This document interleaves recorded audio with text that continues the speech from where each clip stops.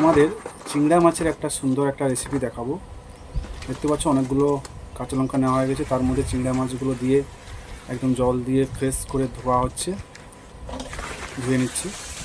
তো ধোয়ার পরে চিংড়া মাছগুলোকে বেছে একটা পাত্রে আলাদা করে তার খোলসগুলোকে ছাড়িয়ে পরিষ্কার করে নিচ্ছে।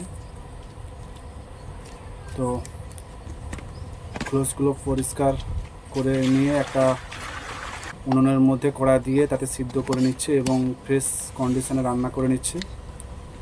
তারপরে একটা কৌটোর মধ্যে দিয়ে দেখতে পাচ্ছ লেবু কাটছে, লেবু কেটে ওর মধ্যে চিংড়া মাছগুলোকে ঢেলে মাখানো হচ্ছে।